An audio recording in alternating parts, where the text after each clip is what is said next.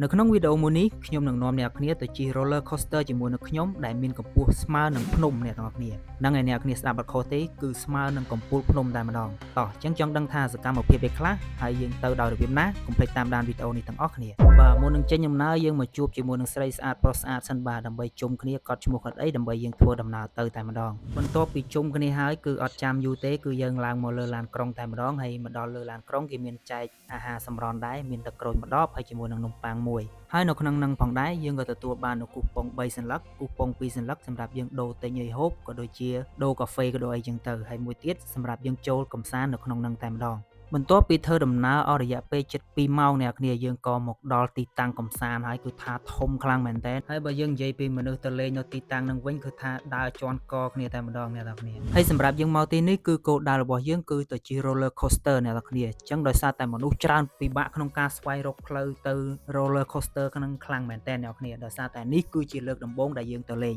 ដោយសារតែបរិវេណកន្លែងកំសាន្តនេះធំខ្លាំងពេកអ្នកទាំងគ្នាខ្ញុំដើរចូល2ម៉ោងជាងឥឡូវហើយគឺរកផ្លូវទៅកន្លែង roller coaster នោះអត់ទាន់ឃើញទេអូខេអ្នកទាំងគ្នាឥឡូវខ្ញុំកំពុងតែចង់ទៅកន្លែងនោះប៉ុន្តែអត់ដឹងថារកផ្លូវទៅតាមណាឃើញដោយសារតែយើងកន្លែងនេះទីធ្លាធំខ្លាំងមែនតើតែអត់ដឹងថារកផ្លូវទៅណាឃើញទេឥឡូវយើងកំពុងតែដើររកផ្លូវទៅកន្លែងជិះអានោះផុតកំពូលភ្នំហ្មងអ្នកទាំងគ្នាឃើញអេមែនតើកន្លែងនេះទីធ្លាសាហាវភ្នំមួយតែមួយគេធ្វើ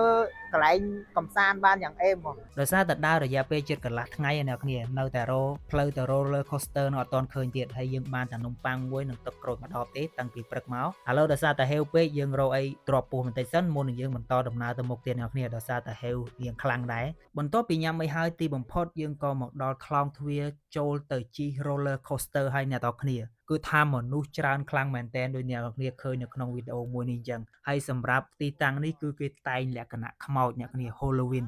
ហើយសម្រាប់មនុស្សដែលគេចាំជិះ roller coaster នោះគឺថាច្រើនកុសកខ្លាំងមែនទែនអត់ដឹងថាបានជិះឬអត់ទេក្នុងមកដល់កន្លែងនេះគឺតុបតែងយ៉ាងបែបលក្ខណៈព្រឺព្រួយតែម្ដងនេះក៏ពេលយប់